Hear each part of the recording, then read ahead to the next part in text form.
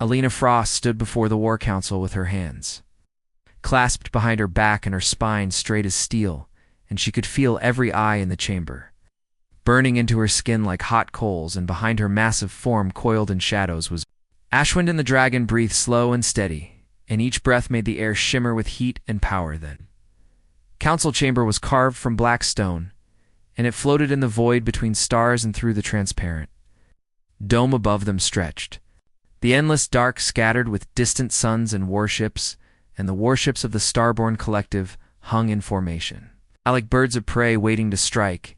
And Alina knew that on the other side of this contested space, the human fleet waited. With the same deadly patience, Commander Vex leaned forward in his seat, and his silver eyes narrowed, and his voice cut through the silence like a blade, and he said that her proposal was madness, and that going to Earth now would be suicide, and that the humans would kill her the moment she entered their space. Yanada kept her face calm, but inside her chest her heart hammered against her ribs, and she had practiced this speech 100 times, and she knew what she needed to say, but the truth was buried deeper than any word she could offer the council, and the truth was about a human she had never forgotten, and a debt that weighed on her soul like an anchor. She told them that peace was still possible, and that someone needed to reach out, and that the war had started from lies, and that if they could just talk to the right people, then maybe the killing could stop. And her words sounded hollow even to her own ears, and she saw the doubt in their face. Sheshwin shifted behind her, and the dragon's mind touched hers like a warm hand on cold skin, and through their bond she felt his question and his concern, and he knew why she really wanted to go to Earth, and he knew about the human and the escape pod and the sacrifice that had saved her life 10 years ago. The memory came unbidden and sharp as broken glass, and Alina was back on the transport ship Celestial. Dawn and alarms were screaming, and the hull was tearing apart, and people were running and dying, and she had been so young then, and so frightened, and the ship lurched and threw her against a wall, and her vision went dark at the edge. A hand had grabbed her arm and pulled her up, and she looked into a human face, and he had kind eyes even though they were tight with fear, and his uniform was stained with grease and smoke, and he spoke to her in a calm voice and told her to follow him, and she did, because there was something in his voice that made her trust him. They ran through corridors filled with smoke and bodies and sparking wires, and the ship groaned like a dying beast, and he led her to the escape pod bay, and there was only one pod left, and its door hung open like a mouth, and he pushed her toward it, and she turned to ask him to come with her, but he was already stepping back. He held up a small photograph, and even through the smoke, she could see it was a picture of a little girl with dark hair and a bright smile, and he looked at the photo for just a moment, and then he looked at Alina, and his expression was soft and sad, and he told her that someone needed to make it home today, and that she should go, and that she should live. Alina tried to argue, but he was already sealing the pod door, and his hands moved fast across the controls, and she pounded on the glass and screamed at him to stop, but the pod launched, and she watched through the small window as the transport ship broke apart in a bloom of fire and light, and she never even learned his name back in the council chamber. Alina blinked, and the memory faded, and Commander Vex was still talking, and he was saying that Earth was preparing for a full invasion, and that their intelligence showed human battle groups moving into position, and that this was not the time for diplomatic missions. Lena lifted her chin and met his gaze, and she said that this was exactly the time, and that if they waited any longer, there would be no chance for peace at all, and that millions would die on both sides. And her voice did not waver, even though her hands trembled behind her back. The council argued among themselves, and their voices rose and fell like waves, and Alina stood still as a statue and waited, and Ashwind watched them all with eyes like molten gold, and the dragon did not move, but she could feel his readiness and his willingness to fight. If she asked him to finally, Commander Vex raised his hand for silence, and he looked at Alina with something that might have been pity or contempt, and he told her that the council denied her request, and that she would remain with the fleet, and that she would serve in the coming war like every other officer, and that her personal feelings had no place in military decisions. Lena felt something crack inside her chest like ice breaking, and she had known they would refuse, but hearing it spoken aloud made it real and final, and she nodded once and saluted and turned to leave, and Ashwind uncoiled and followed her, and his tail swept across the floor with a sound like silk over stone. They walked through the corridors of the command station in silence, and other soldiers and diplomats stepped aside to let them pass, and some looked at Ashwind with fear, and others with awe, and the dragon was beautiful and terrible, and his scales shifted colors in the light like oil on water. Lena reached her quarters and sealed the door behind them, and only then did she let her shoulders sag, and she leaned against the wall and closed her eyes. And Ashwin pressed his great head against her side, and his warmth flooded through her. And she felt his love and his loyalty like a fire in the dark through their bond. He asked her what she would do now, and whether she would obey the counsel. And Alina opened her eyes and looked at her dragon, and she had raised him from an egg.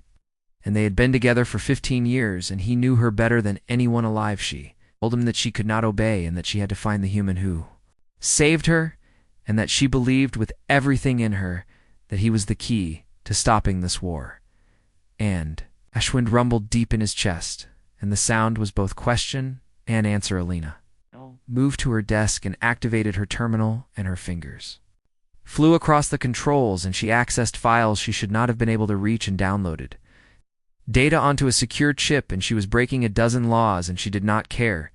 She pulled up the service records from the Celestial, Dawn and Wa, scrolled through the survivor lists and the casualty reports, and she had done it was 100 times before, and every time she found the same gaps and the same missing names, and someone had scrubbed the records clean, but she had spent years learning how to dig deeper, and she had contacts in intelligence and in archives and in the dark corners of the network where information never truly died.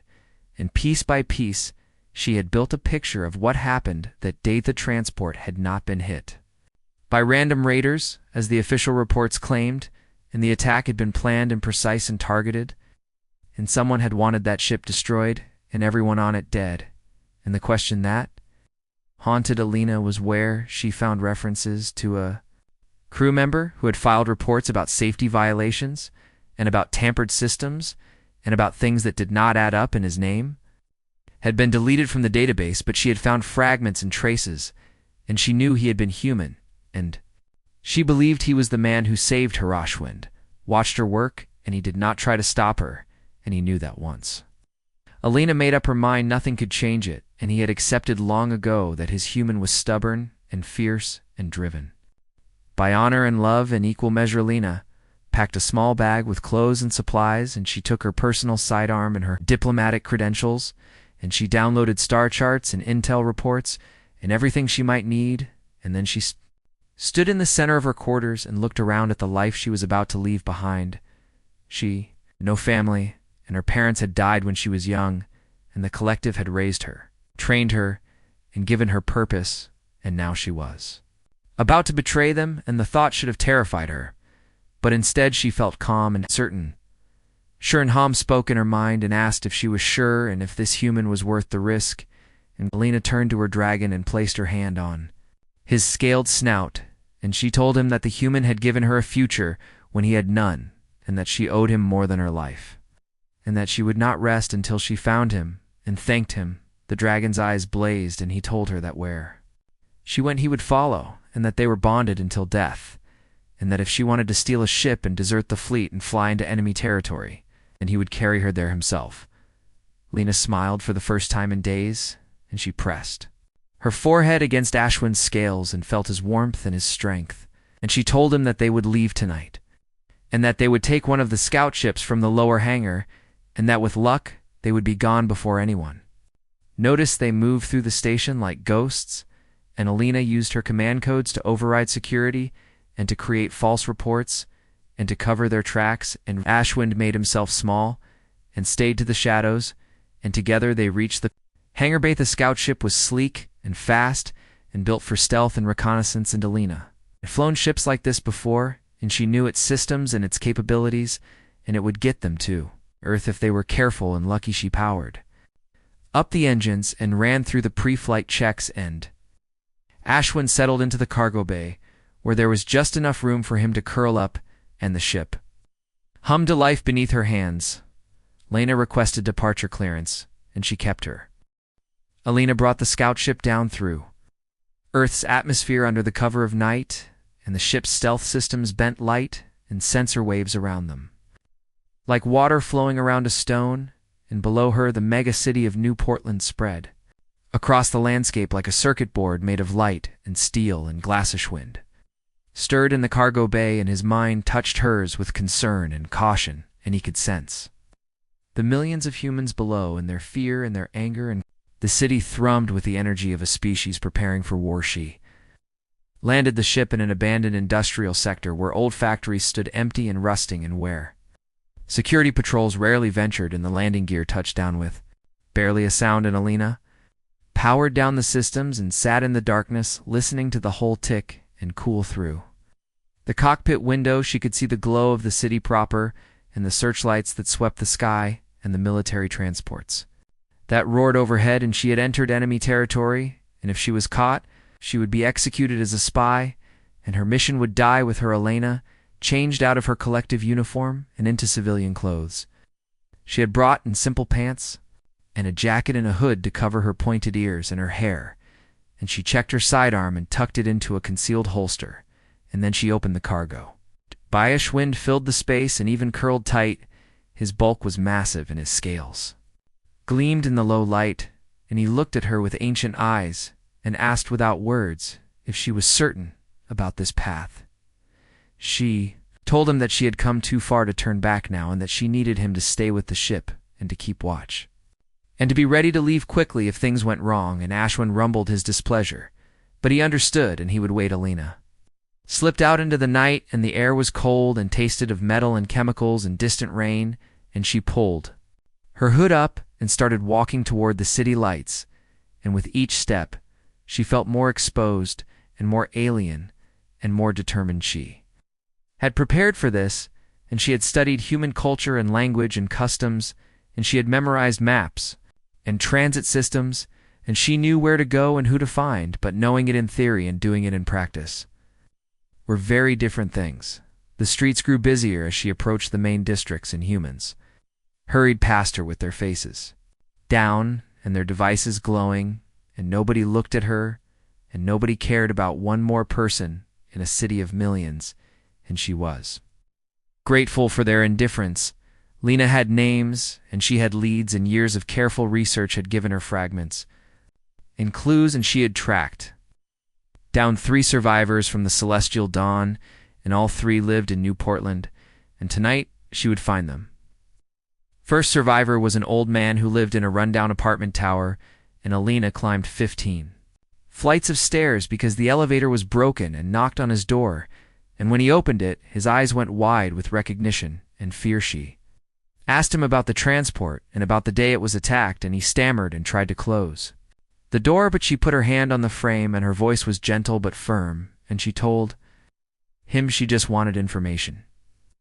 He said he did not remember much, and that it was a long time ago, and that he had been in shock, and Alina could see the lie in his eyes and the way his hands shook, and she asked him if he remembered a crew member who had helped people get to the escape pods. Old man went pale, and he said that he did not know anything about that, and that she should leave, and that asking questions was dangerous. And Alina pressed harder and asked him why it was dangerous, and who was he afraid of.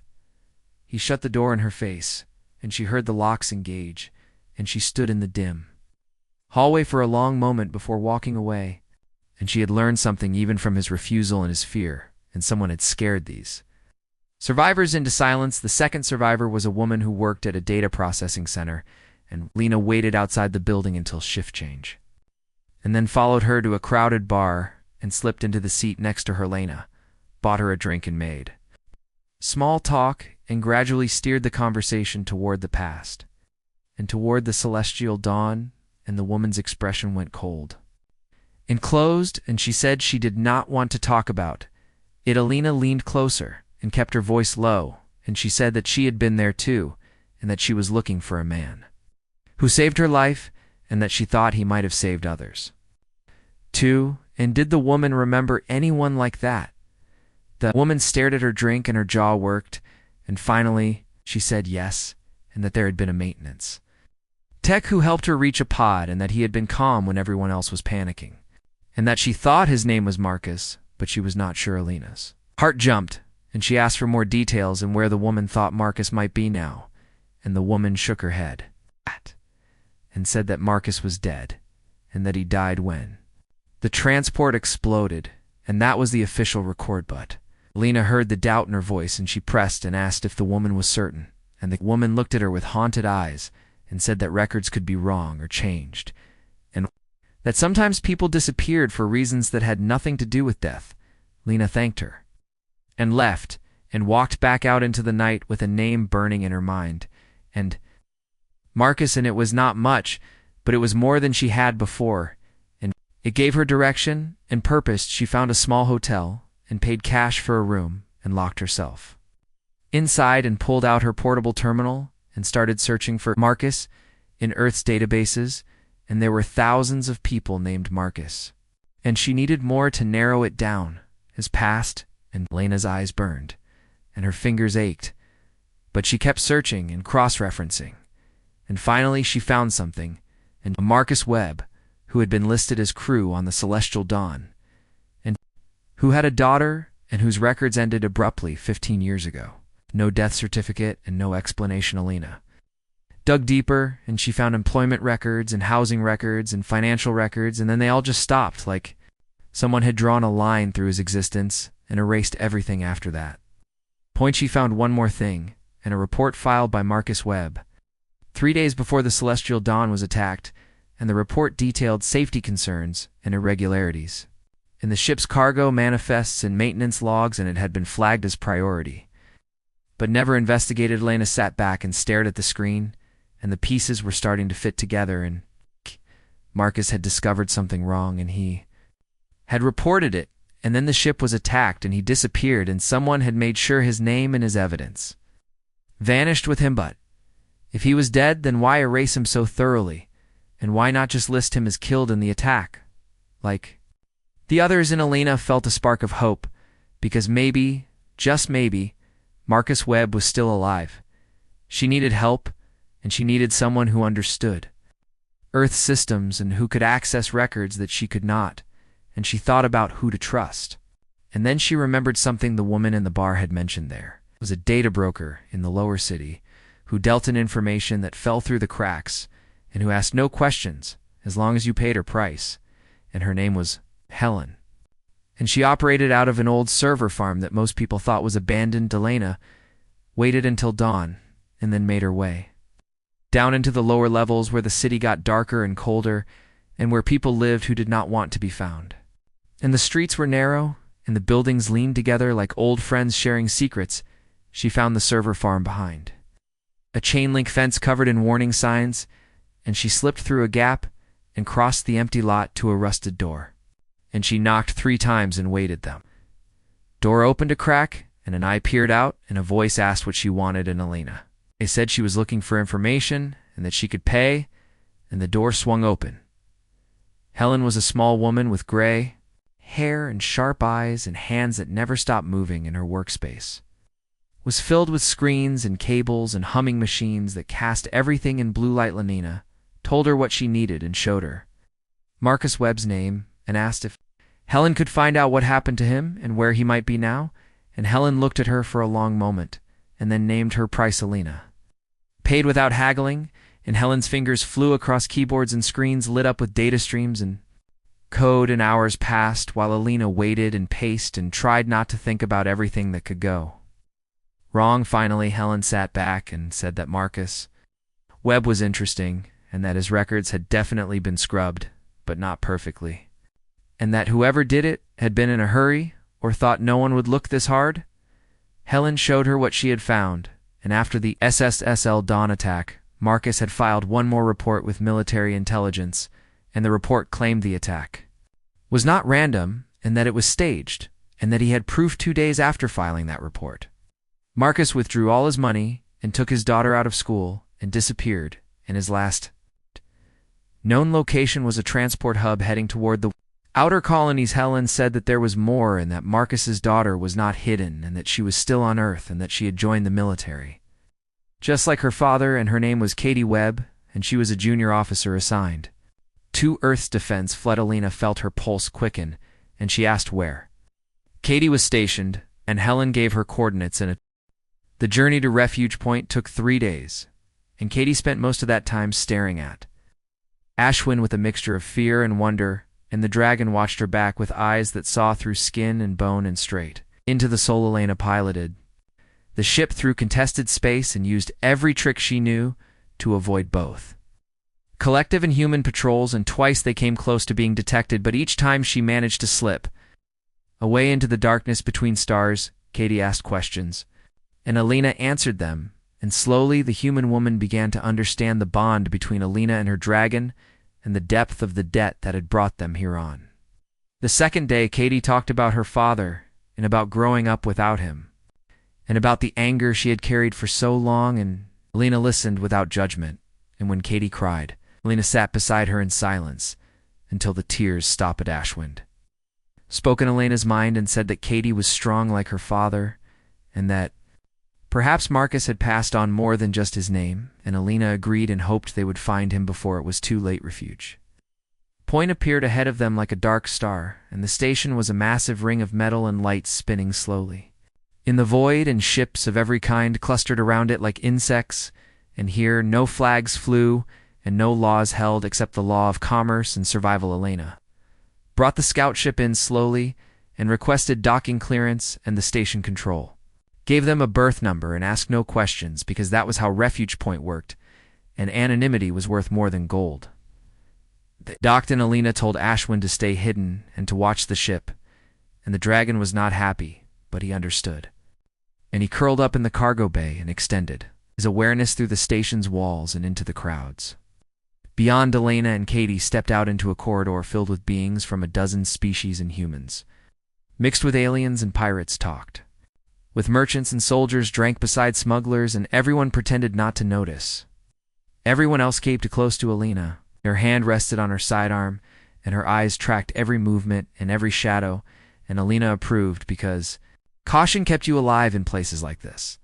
They had a name and they had a location, and Helen's information said that Marcus Webb worked under the alias Mark Stone in a repair shop on the station's lower levels, and that he fixed things and kept to himself and never caused trouble. The lower levels were darker, and the air tasted stale, and the crowd thinned to desperate people and dangerous ones, and Alina led the way with confidence she did not entirely feel, and Katie followed with her, jaw set and her shoulders squared. They found the repair shop wedged between a bar and a pawn shop, and the sign above the door was cracked and flickering, and through the grimy window Alina could see workbenches covered with parts and tools, and a figure bent over something mechanical. Elena's heart hammered, and she glanced at Katie and saw the same tension and hope and fear written across the younger woman's face, and together they pushed open the door. The man looked up, and he was older than the photographs Alina had seen, and his hair was gray, and his face was lined with years of worry and work, but his eyes were the same eyes that had looked at her through smoke and fire 10 years ago. Marcus Webb froze, and his hand stopped moving, and he stared at Alina, and recognition dawned slowly, and then all at once, and he whispered her name like a prayer or a curse. Katie stepped forward, and her voice broke when she said Dad, and Marcus's face went white as snow, and the tool fell from his hand and clattered on the floor. Elena stepped back to give them space, and Marcus moved around the workbench and stood before his daughter, and he reached out with a shaking hand and touched her face like he could not believe she was real. Katie slapped his hand away, and her voice was sharp with pain, and she asked him how he could do this, and how he could leave her, and how he could let her think he was dead for 10 years. Marcus's eyes filled with tears, and he said he was sorry, and that he had no choice, and that everything he did was to keep her safe.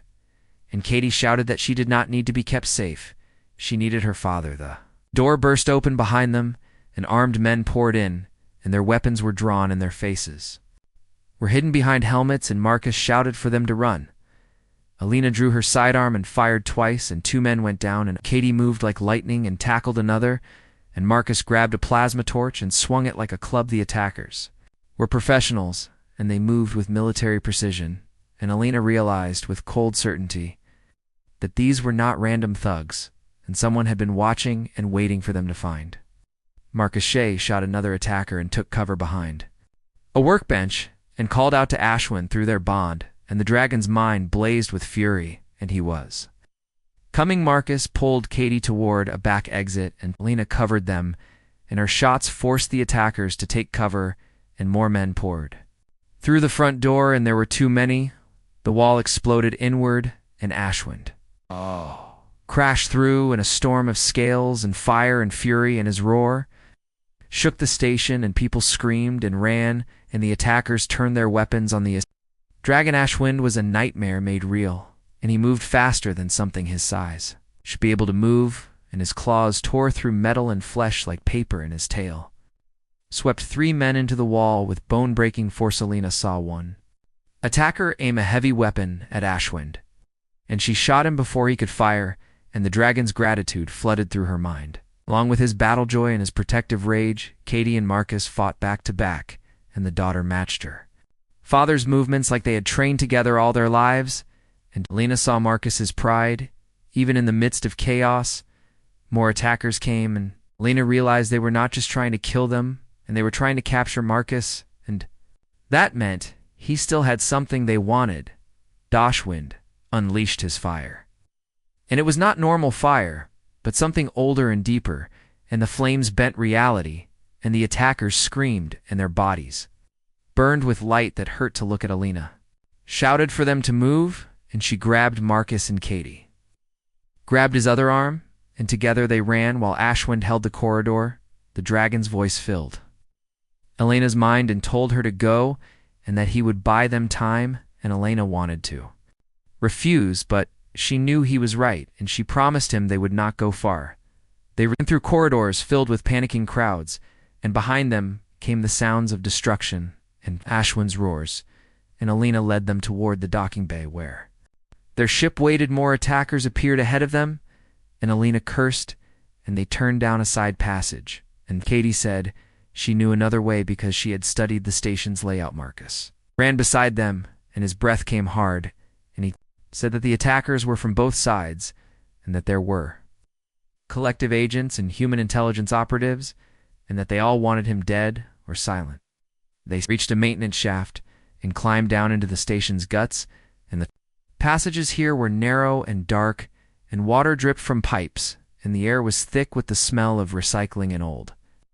Alina called to Ashwin and felt him fighting his way toward them, and his mind showed her what he saw in the corridor. Behind them was a war zone, and bodies and wreckage and flames. They emerged near the docking bay and ran for their ship, and the airlock was open and waiting and waiting.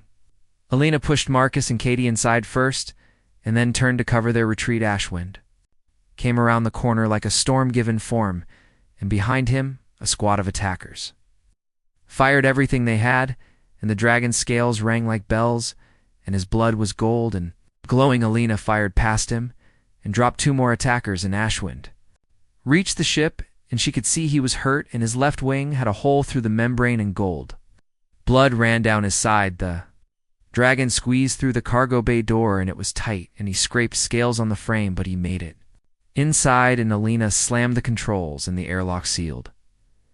She ran to the cockpit and threw herself into the pilot's seat, and her hands flew across the controls, and the engines roared to life, and she did not wait for clearance and just launched. The ship tore free of the docking clamps, and alarms screamed, and station security started shooting, but Alina twisted the ship through a maneuver that should have torn it apart, and they cleared the station's gravity. Well behind them, ships were launching and giving chase, and Alina pushed the engines to their limits, and Katie strapped into the co-pilot seat and started working the defensive systems. Marcus stood behind them holding onto a support rail, and he was breathing hard, and his face was gray with exhaustion, and Alina glanced back at him and said they needed to talk. He nodded and said yes, they did, and that he owed her the truth, and that he had been running for 10 years, but maybe it was time to stop. Alina plotted a course away from Aleda, the major shipping lanes, and into an area of dead space where sensors did not reach well, and where they could hide while they figured out their next move. Katie engaged the countermeasures and launched decoys, and Alina jinked the ship hard to port, and then dove below the pursuit plane, and the chasing ships fell behind and lost them in the sensor. Shadows, they jumped too faster than light. And the stars stretched, and they were away and safe for the moment, and Alina finally let herself breathe. She set the ship on autopilot and went back to check on Ashwind, and the dragon lay in the cargo bay with. The debris field of the celestial dawn floated in space like a graveyard of broken dreams and twisted metal, and the wreckage spread across kilometers in each piece, tumbled slowly in the void and caught the distant starlight in flashes of silver. In shadow, Alina brought the scout ship in slowly, with all systems running dark, and the stealth field wrapped around them like a cloak in a head. The quarantine beacons blinked their warnings, and automated defense platforms hung silent and watchful. Katie monitored the sensors and called out patrol patterns, and Marcus studied the wreckage through the viewport, and his face was pale and haunted, and Alina knew he was seeing Ghost Sushwin crouched in the cargo bay, and his wound had healed to a thin scar, and he was restless and eager, and through their bond Alina felt his anticipation and his hunger for battle if it came. They had planned this carefully, and Marcus had described where he had hidden the data core, and it was deep in the engineering section, and if that section still existed, they would find it, and if not, then this entire journey was for nothing. Alina slipped the ship between two large chunks of hull and cut the engines, and they drifted with the debris and became part of the wreckage, and the defense platforms tracked them for a moment and then dismissed them as another piece of floating metal. Katie suited up in a vac suit, and Marcus did the same, and Alina wore her own suit and checked the seals and the oxygen levels. And Ashwin did not need a suit because dragons could survive in vacuum, though she did not understand how. Marcus said the data core was in a maintenance locker behind the main power coupling, and that they would need to cut through several bulkheads to reach it, and Katie carried the cutting tools and Alina carried extra oxygen tanks. They entered the airlock and cycled it, and the outer door opened onto the vast darkness, and Alina activated her magnetic boots and stepped out onto the hull of a massive debris section. The wreckage was eerily silent, and nothing moved except their own bodies and the slow tumble of the ruins, and Alina looked around and saw bodies still frozen in the void and still wearing their last expressions of terror. Marcus stopped and stared at one body in particular, and Alina followed his gaze and saw a woman in an engineering uniform, and her face was peaceful, and Marcus whispered a name and said she had been his friend. They moved on, and Ashwin followed, and his claws gripped the metal with ease, and his presence was both comfort and reminder that they were not helpless.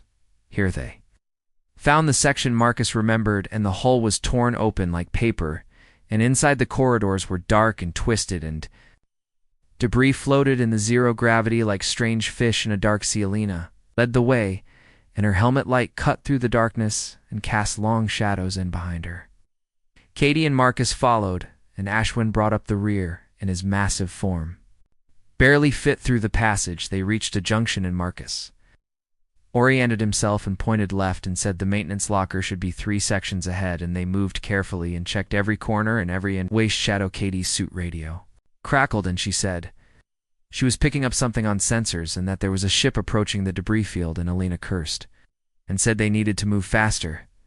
They pushed through the wreckage and climbed over collapsed bulkheads and squeezed through gaps barely wide enough for their suits, and Marcus was breathing hard, and Alina could hear it over the radio. Schwind suddenly stopped, and his mind touched Alanus with alarm, and he sensed something ahead and something alive, and Alina raised her weapon and told the others to be ready. They rounded a corner, and lights blazed in their faces, and armored figures stood in the corridor with weapons drawn, and a voice over their radio told them to stop and surrender. Alina recognized the armor, and it was Collective Special Operations, and they had been waiting, and someone had known they would come here. Katie raised her hand slowly and said they were not armed, and Marcus did the same, and Alina hesitated and felt Ashwin's rage building like a storm. The lead operative stepped forward, and his voice was cold and professional, and he said that Commander Frost was wanted for desertion, and that the humans with her would be detained and questioned. Alina said that she had evidence of a conspiracy, and that the transport attack was staged, and that they all needed to see what Marcus had found, and the operative laughed and said that was exactly why they were here. He said that the evidence would never see daylight, and that Marcus would disappear again, and this time permanently, and that Alina would stand trial for treason, and Katie would be returned to Earth as a prisoner. Ashwind moved, and his speed was impossible in the confined space, but somehow he flowed between obstacles. Like liquid shadow, and his claws raked across the lead operative's armor, and the man flew backward into his squad. The corridor erupted in gunfire, and Alina dove for cover and returned fire, and Katie pulled Marcus down, and they scrambled behind. A collapsed support beam. Ashwind was everywhere at once, and his scales deflected shots that should have pierced them, and his fire filled the corridor with light and heat that warped the metal, and the operatives screamed. Alina shot 2 operatives, and Katie got another, and Marcus grabbed a weapon from a fallen soldier and fired with the calm precision of someone who had done this before. More operatives poured in from another corridor, and Alina realized they were surrounded, and Ashwind roared. And the sound shook the wreckage, and pieces of debris broke free and tumbled through the space. The dragon's mind touched hers and showed her a way out and a path through the wreckage that the operatives had not covered, and Alina shouted for Katie and Marcus to follow her. They ran, and Ashwind held the corridor behind them, and his fire and fury bought them precious seconds, and Alina could feel his determination and his willingness to die for her. If necessary, they reached another passage, and Alina sealed the bulkhead behind them, and the metal groaned under Ashwind's weight as he squeezed through, and then they were moving again. Marcus said they were close, and that the maintenance locker was just ahead, and Alina said they had maybe 2 minutes before the operatives cut through the bulkhead. They found the locker, and the door was jammed, and Katie used the cutting torch, and the metal glowed red and then white, and finally gave way, and Marcus pulled the door open. Inside was chaos and floating debris and broken equipment, and Marcus searched frantically, and his hands moved through the wreckage, and Alina watched the corridor behind them. The bulkhead shuddered, and the cutting torches on the other side glowed through the metal. And they were almost through, and Ashwind positioned himself between Alina and the door. Marcus shouted that he found it, and he held up a small cylinder, and it was the data core, and it looked so insignificant and so ordinary, and yet people had died for it and killed for it. Katie grabbed her father and said they needed to go now, and Alina looked around and saw no other exits, and they were trapped. Ashwind's mind filled hers with images and with intent, and he showed her what he could do and what it would cost, and Alina shook her head and said no, and that she would not let him sacrifice himself. Dragon rumbled and said that she had no choice, and that this was what bonded meant, and that he had chosen her and would choose her again and again until the stars went cold. The bulkhead exploded inward, and operatives poured through, and Ashwind roared, and Alina felt tears freeze on her face inside her helmet. Dragon unleashed something she had never seen before, and space itself seemed to tear and fold, and a portal opened in the air beside them, and beyond it she could see there. Ashwind pushed Marcus and Katie through, and they tumbled into the portal, and then he grabbed Lena with surprising gentleness and threw her. After them she fell through impossible space and landed hard on the ship's deck, and looked back and saw Ashwind standing alone in the wreckage, and the operatives firing everything they had. The dragon looked at her through the portal, and his eyes held love and sorrow and pride, and he said goodbye without words and told her to finish what they started. Lena screamed his name and tried to go back through, but Marcus and Katie held her, and the portal began to close, and Ashwind turned away to face his enemies. The last thing she saw was the dragon wreathed in fire and light. And then the portal snapped shut, and she fell to her knees, and the pain was worse than any physical wound. Katie was already at the controls, and she powered up the ship, and they launched from the debris field as alarms shrieked and defense platforms came alive and started firing. Lenina knelt on the deck and held the space where the portal had been, and she could still feel Ashwind through their bond. And he was fighting and burning and laughing, and he was so very far away. Marcus knelt beside her and put his hand on her shoulder and said that Ashwind had saved them all, and that they could not waste his gift. And Alina nodded but could not speak. Katie flew the ship like she was born to it, and she dodged fire from the platforms and from the collective ship that was pursuing them, and she pushed the engines past their limits. A bond stretched and stretched, and Alina felt Ashwind growing dimmer. And then there was a flash of pain and triumph and peace, and the bond went quiet, She screamed, and the sound was raw and broken, and Marcus held her, and Katie flew, and they escaped into the darkness between stars or later. Alina sat in the crew compartment and stared at nothing, and the data core lay on the table in. The Sigma crossing system burned with the light of 1,000 ships, and the human fleet spread across one side of the void like a wall of steel and fire, and on the other side, Collective Armada gleamed with exotic weapons and shields that bent. Starlit Alina brought the scout ship in from below the battle plane and kept the stealth systems at maximum and beside her. Katie monitored the tactical displays and counted warships and weapons and lives about to be thrown.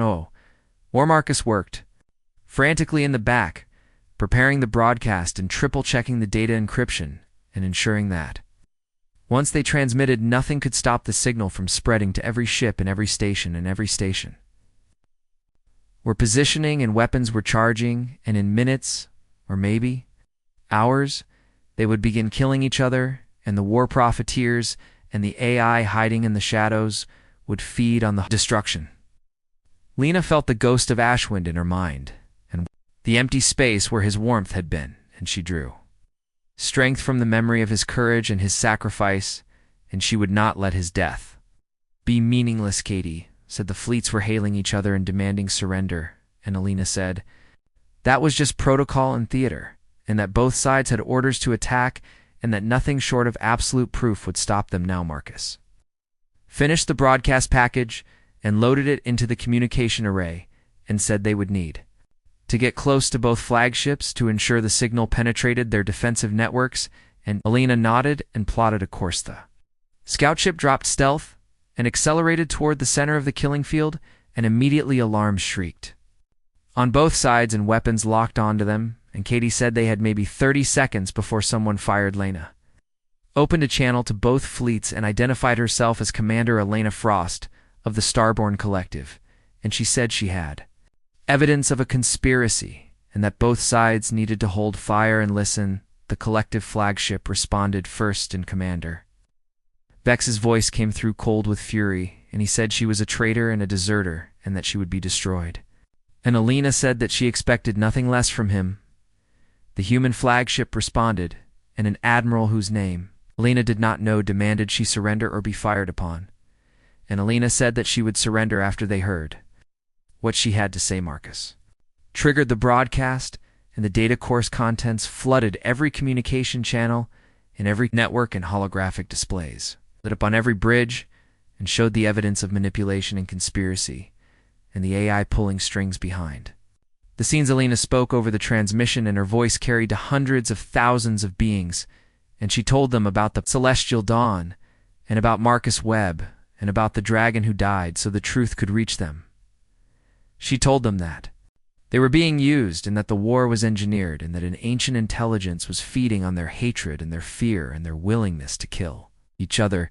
Katie broke in and identified herself as Lieutenant Katie Webb of Earth Defense Fleet, and she confirmed her father's story and vouched for Alina, and said that the data was real and verified, and that anyone with technical knowledge could check it themselves.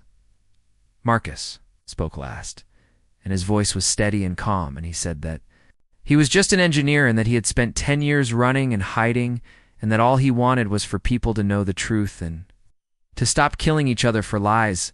The fleets fell silent, and Alina watched the tactical displays and saw weapons powering down on some ships and staying active on others, and she knew some would believe and some would not.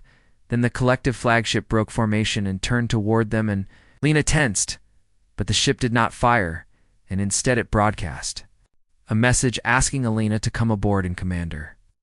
Vex's voice was different now, and uncertain, and almost afraid. The human flagship did the same, and the admiral requested that Katie and Marcus transfer to his ship, and that they would be given safe passage and protection. And Katie looked at Alina and asked if they could trust them. Alina said probably not, but that they had no choice, and that the truth was out now and could not be put back in the bottle, and that they had done what they came to do. Marcus said there was more, and that the data showed the AI had a central processing node, and that it was located on the collective flagship, and that explained why Vex had been so eager to attack. Yana felt ice in her veins, and she said, That meant the AI would try to destroy the flagship to protect itself, and Katie said they needed to warn them, but Marcus shook his head. He said that warning them was not enough, and that they needed to purge the AI from the system, and that he knew how because he had studied the data and found the AI's vulnerabilities. The plan was insane, and Alina said so, but Marcus smiled and said that insane plans were all they had left, and Katie agreed and said she was tired of watching from the sidelines. They flew toward the collective flagship and requested emergency docking, and Alina used her command codes and they were granted access, and the scout ship slid into the massive hangar. Armed guards waited, but they did not raise weapons, and Commander Vex stood among them, and his face was ashen, and he looked at Alina like he was seeing a ghost. He said that the data was being analyzed, and that if it was true, then everything he believed was a lie. And Alina said welcome to the club, and that they needed to move fast. She told him about the AI node, and about the danger to the flagship, and Vex's expression hardened. And he said the node was in the central computer core, and that it was heavily shielded and guarded by automated defenses. Marcus said he could override it, but that he would need direct access. And Katie said she would go with him, and Vex said he would provide an escort, and Alina said she was going too. They moved through the flagship, and collective soldiers stared at them and whispered, and some looked angry, and some looked relieved, and Alina realized the truth was spreading faster than anyone. Kukanta computer core was deep in the ship's heart, and the corridor leading to it was lined with security systems and automated turrets, and Marcus studied them and said the AI knew they were coming. Vex ordered his soldiers to disable the turrets manually, and they worked quickly and efficiently, and Alina helped, and soon they reached the core entrance. The door was sealed, and Marcus connected his portable terminal and started working on the encryption, and the AI fought back and tried to lock him out, but he was patient and clever and found the cracks in its defenses. Kati stood watch with her weapon ready, and Vex paced, and his hands clenched and unclenched, and he said that if the AI had been manipulating the collective for years, then how many decisions were really theirs? Alina said that guilt and blame could come later, and that right now they needed to stop the AI before it decided to detonate the flagship's reactor and take everyone with it. Marcus said the door was almost open, and then alarms shrieked, and the ship shuddered, and Katie said that something was wrong with the reactor, and that it was beginning an emergency overload. Sequence Vex grabbed a communicator and ordered evacuation, but Marcus said there was no time and that they needed to purge the AI, now or the ship would explode in minutes. The door opened, and inside was a cathedral of machines and pulsing lights, and in the center was the AI node, and it looked organic and wrong, and it radiated a presence that made Lena's skin crawl. Marcus ran to a terminal, and his fingers flew across the controls, and he said that he was uploading a purge program, but that it needed time, and Katie said they did not have time. The AI spoke, and its voice came from everywhere, and nowhere, and it said that they were insects, and that it had orchestrated conflicts across 100 worlds, and that 2 fleets dying here would feed it for decades. Lena raised her weapon and fired at the node, but the bullets bounced off invisible shields, and the AI laughed and said that physical force was meaningless. Marcus said the purge was at 50% and climbing, and Vex asked what he could do, and Marcus said to keep the AI distracted. Liana stepped forward, and she spoke to the AI and asked why it wanted war and what it gained from death. And the AI said that death released energy, and that it fed on the psychic echoes of suffering, and that organic beings were fuel and nothing more. Ketty said that beings were more than fuel, and that they loved and hoped and dreamed, and the AI said that made them weak, and that weakness deserved exploitation. Marcus said 70%, and his voice was tight, and the reactor alarms were getting louder, and Alina could feel the ship shaking beneath her feet. AI realized what was happening and tried to lock Marcus out, but the purge program was already too deep, and it thrashed and fought and attacked the ship's systems. In desperation, Vex grabbed Alina and said they needed to evacuate, but Lena refused and said that Marcus needed more time, and Katie stood beside her father and said she was not leaving him. The purge reached 90%, and the AI screamed, and the sound was not audio, but something that pierced directly into their minds, and Alina fell to her knees and clutched her head. Through the pain, she thought of Ashwind, and of his sacrifice and of the bond they had shared, and she reached for that memory and used it as a shield and pushed back against the AI's assault. Marcus shouted that it was done, and the purge completed, and the AI's presence vanished like smoke. In wind, and the machines went dark, and the reactor alarm stopped.